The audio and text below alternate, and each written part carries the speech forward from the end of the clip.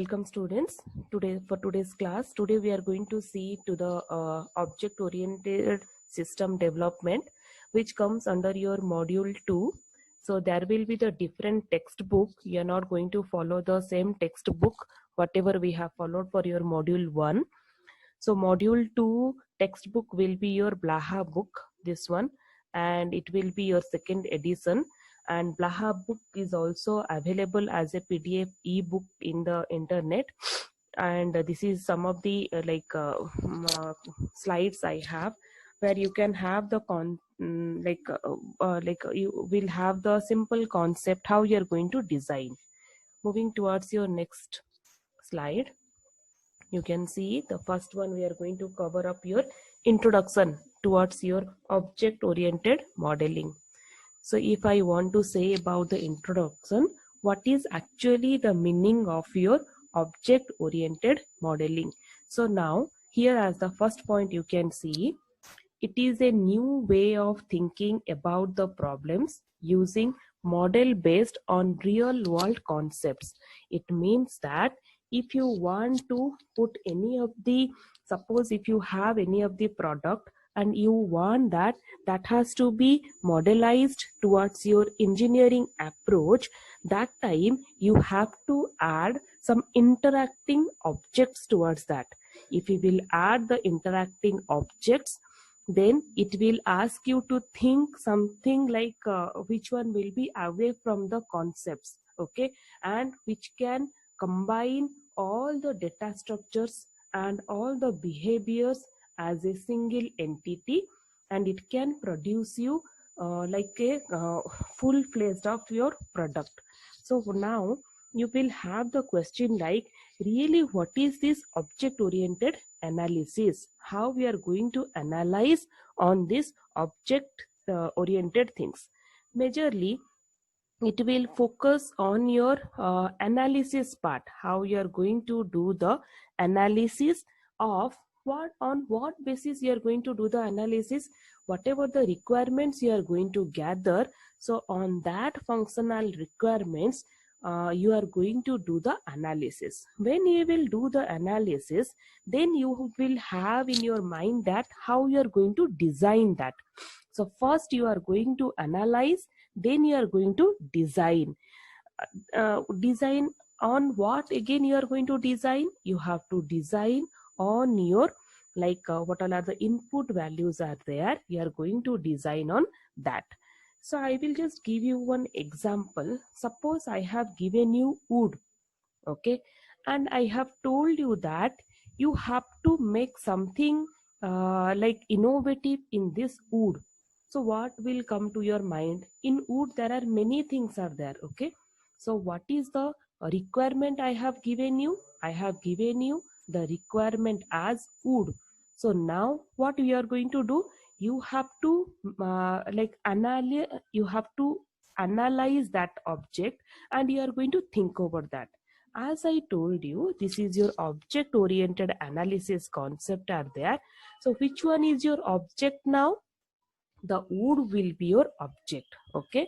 So the wood is the object. Now you are going to apply your innovative thinking, and you are going to analyze on this wood that how you are going to do something innovative, okay. So now suppose you thought that, okay, I can make a bat from this wood, okay. So now how to make this bat? How you will do that? So next process will come as your object oriented design. You have to design, you have to think that how the bat should look like, because wood as a raw material I have given to you, and that also we have considered as your object. So now you have to consider, you have to think over your design part. So design, how you are going to do? You have to make one diagram. I told you that you everything whatever you will do, whenever design part will come, you have to express that one in terms of your like diagrammatical way. So now in the diagrammatical way you have drawn the bat. So when the customer will see that yes, the bat looks nice, but what are the extra features you can give to the bat? that time again the customer will tell you that this kind of changes I want. That time you have to make the changes to fulfill the customer's requirement. Next, what you are going to do, next part is, if you want to apply any kind of your algorithm or any kind of your technology, then you are going to apply on that.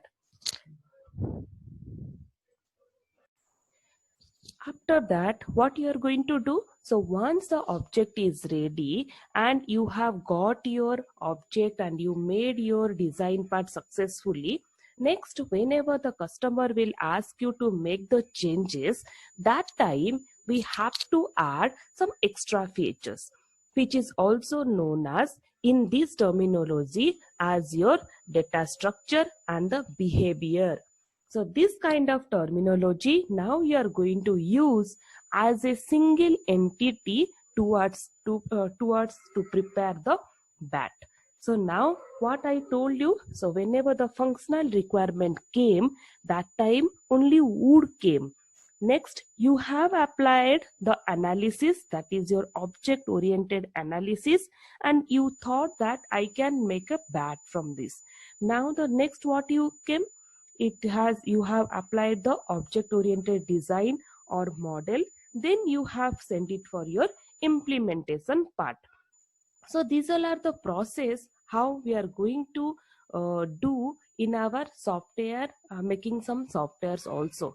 The things will be similar, and the object, if I will not be wrong, the object, you can say that it is something kind of your raw materials. Okay, uh, we will see in the next slide also how with the diagram how we are going to make it, how we are going to explain it properly. Here one more last point is there, we'll just go through that. The object oriented, here the Rambach, this is the author name, presents an object oriented software development methodology, the object modeling technique, which extends from analysis through the design to implementation. I told you that when the wood has come, that time we were in the phase of object oriented analysis.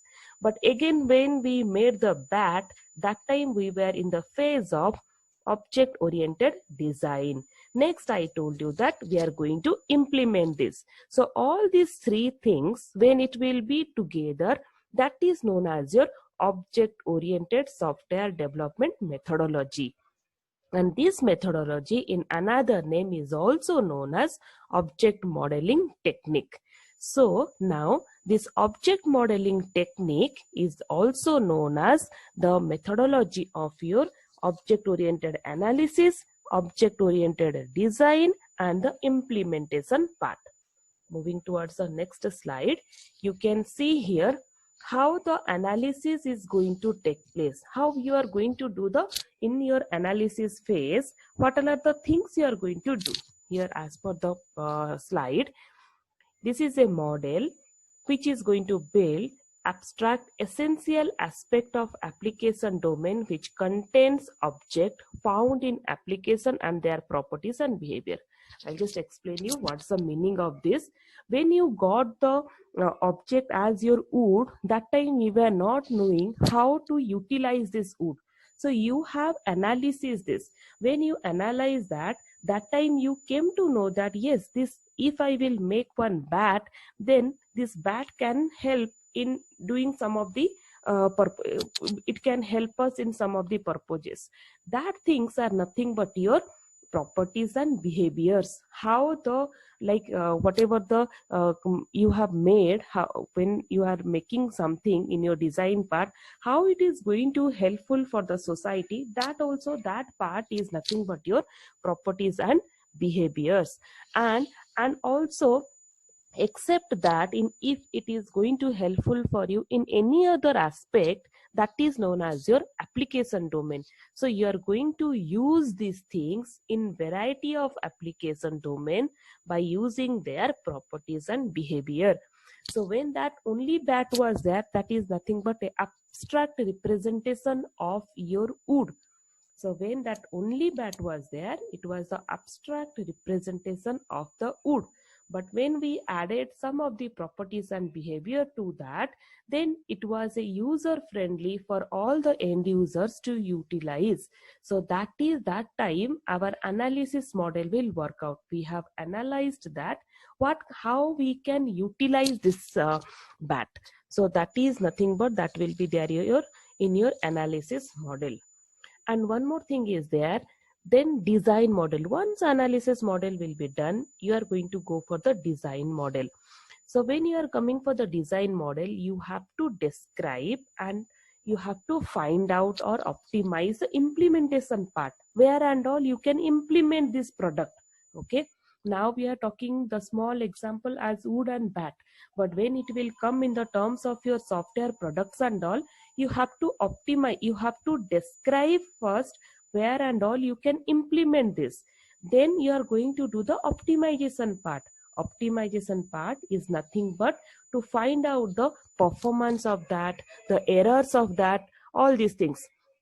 So that time what will happen, you have to prepare the design model in such a way that where it can describe the properties and behavior properly.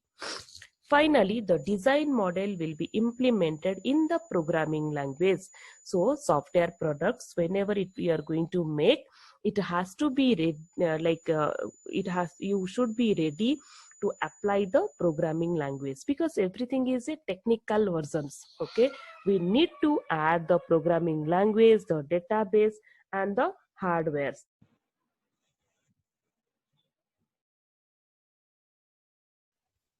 Next, what will happen? If you want to give the graphical notations, in the sense, if you want to add some animation kind, then you can add to express more attractive towards the user. That is nothing but in your last point.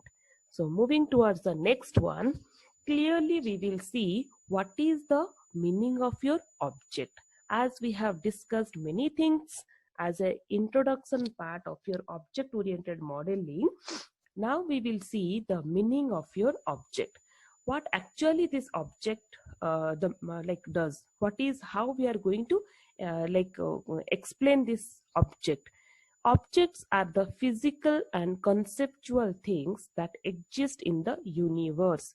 So what is the meaning of your object?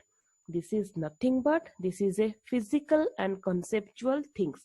You can also say that this is nothing but this is like your raw things. Okay, anything you pick, that also will be your object, or you can say this one also can be your entity. Okay, these terms are you are going to use like in the future you are going to use all these terms. So this object is nothing but this is a physical and conceptual things. Okay, this is just a thing which is exist, like wood, it is there. If I'll take one more like leaf, it is also exist. If you want to take something, anything you take, whatever you are seeing in the universe individually, everything is known as your object. But in the programming terms, okay, if you want to find out the meaning of your object, it is nothing but it will be your self-contained component, which will contain the properties and the methods. Okay, what is the meaning of that? You see, now I told you that I'm going to use one product. Okay, like object I'm going to use. Suppose I want to use, if I want to make, suppose student. Okay, take one example in programming terms, student. So student, now if it will be a object, it, how I'm going to make it as a self-contained component. The student will have, individual student will have the USN, the subjects whatever they have applied, how, in which semester he is in which section he is in which college he is in. Okay, so this variety components properties will be there. So whatever I told now, the extra things about the student, what I did, I have described the student. When I will describe the student, that properties and methods are nothing but total components are known as your object. So as an example, you can say The student in a programming terminology I'm talking. If it is a non-programming terminology, the object you can take as a wood, can be a leaf, can be a bus, can be a truck, anything you can, pen, paper, anything you can take it as a object. But when I will talk about the programming terms, that time this object is nothing but, let's take it as a in a programming way, the example as student. So student is the object, and all the student keyword will have many components, and it will have the self components. No one can take that components to another, no one can add that component. Suppose one student is bearing the USN like 1, so that USN 1 is particularly defined only for that student, no one can take that one, but everyone can take the USN. Okay, the USN keyword everyone can take, but the value whatever is there in the USN keyword, that no one can take. That's the reason the properties and methods is nothing but your USN, name, section, address, phone number, email. All these fields are known as your description of your object. That's the reason that is also known as your properties and methods, which also needed to make a certain type of data useful. So by seeing the name, or by seeing the college name, by seeing the phone number, I can understand who is that, right? So that data, whatever is provided, that is a useful data. So that's why that is known as your properties and methods. Now object is an instance of a class. Now what is the meaning of object is an instance of class? We can understand this when we will see the meaning of class. Now let's come to the class. What do you mean by class? A class is a blueprint or a template or a set of instructions to build a specific type of object. It means that suppose I want to write a program, as we are talking about the programming terms, let me write the program on student. When I'm writing the program on student, I have to explain, I have to describe about the student. So what I will do, I will take as a class name as student. I will take the main whole and sole responsible kind of things like for the student, and then I will describe all the whatever will be there, the properties under to that, right? So what will happen, like under your student, the name, USN, phone number, subjects, everything will be there. Okay, so if I want to describe the class, you can take the class name as X also. Don't confuse with the student, take the class name as X. So now if I want to explain the class name as X, I have to explain about the student's name, USN and everything. So I need to give the instruction to find out the USN of that particular student. So that is nothing but I have given the instructions. So when I will give any kind of instructions to any kind of object, so that will be under your class. Okay, now you all are in the 3D. So now suppose you all are in this semester and this section, what will happen is your class is suppose class 3D. So now under to that there are 60 students are present. So individual 60 students are nothing but, for me in a programming terms, all are 60 objects which have different properties and the methods. Individual students will have their individual name and USN. It will not like match with any other students. If it matches also, there will be some other clause where it will not match. So now the objects like your student is the instance of your 3D class. It means the students, those who are present in the class, all are the instance of your class. So class will be your majorly where we are going to define, and under to that there will be many objects. I hope you have understood. Next line you can see, I have cleared about this point also. Now here you can see, in programming terms, a class is a way to bind data and functions into a single unit. Correct. How we are going to do this? In a class, suppose in your class, how many students has been bounded at a time? There are 60 students have been bounded. And how many data are there?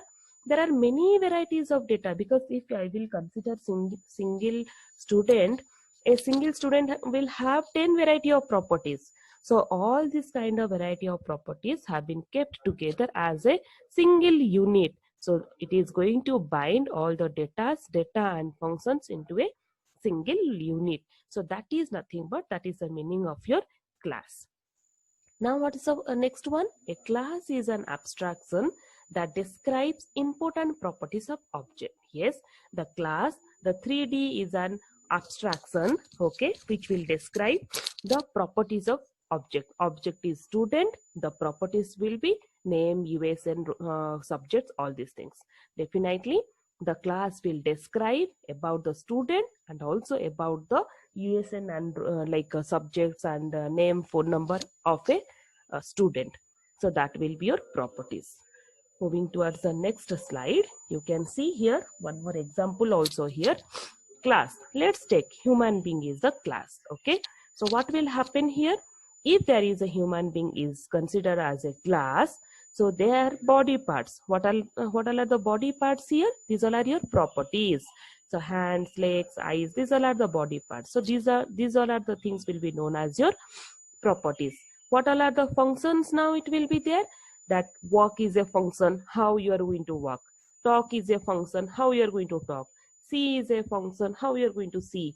Eat is a function, how you are going to eat. So when you are going to find out any of the body parts, a proper description individually or separately, that will consider as your function. But all these functions will be under to this body parts only, right? That's the reason these body functions, these properties and these functions, everything will be inside your class.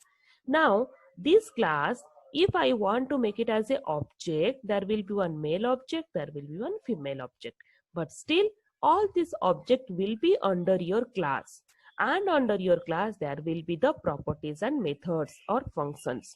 So that it means that the objects will be the instance of class, which also describe all the properties and functions and methods of a class. Okay, in the terminology, in the technical way, you have to explain, you have to write in this way. Moving towards next one, coming towards your proper object, as I told you, male class. So now male, there what I did here, I have told you under your human being, let's consider male as a object, female as a object. Now under one class you can keep n number of classes.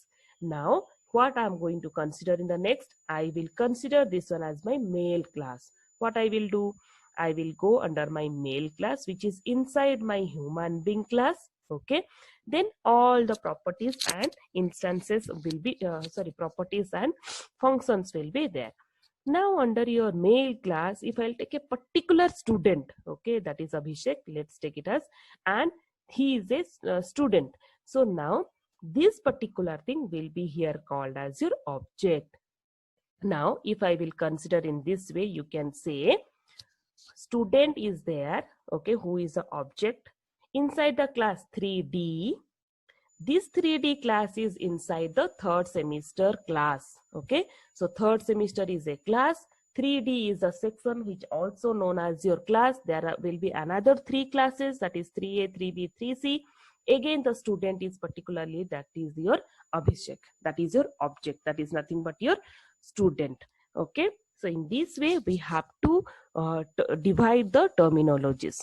Now let's see what is the difference between your class and object. You can see there will be some parameters. Now let's consider about the definition. Class is nothing but it is going to bind the data members and the methods. I told you the data, the properties of data, everything it is going to bind. But object will be the inside class. So it is an instance of class. Existence, how we will consider the parameter as existence, it is a logical existence. Okay, we are only thinking that yes, 3D is there, 3C is there, 3A is there, 3B is there, but who is the object? The student. Which one is your physical existence? Okay, memory allocations, when we will write as a programming way, for the class you are not going to allocate any memory space, because when we are creating, only we are giving the name to that. But for this, For the object, you have to create the memory space because you have to describe each of the students' name, USN and all this. So you need to specify the memory space for this object. Next, if I want to consider about the declarations and definitions, here the definition you are going to create, like what kind of class you are creating. But here what will happen? Many times you have to require, because there will not be only one student. There will be, under your one class, there will be 60 students. So the class will create only once, but the objects will create, the students we have to create for many times. That is the difference between your class and object. It can come for your 4 marks of question. Moving towards next one, the detailed description about your object oriented. The software is organized as a collection of discrete objects.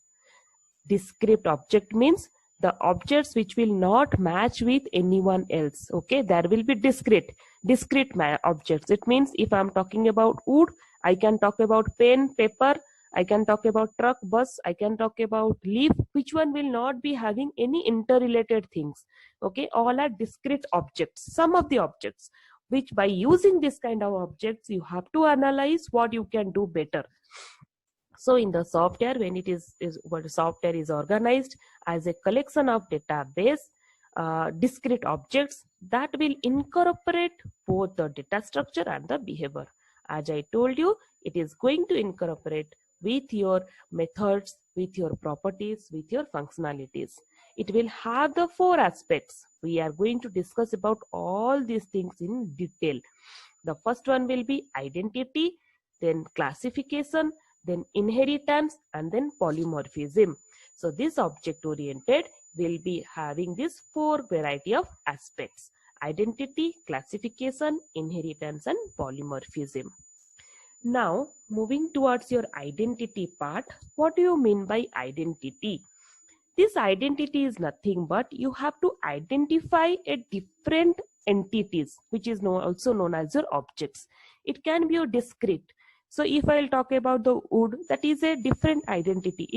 We know that it is completely different from the leaf, or it is completely different from the pen and paper.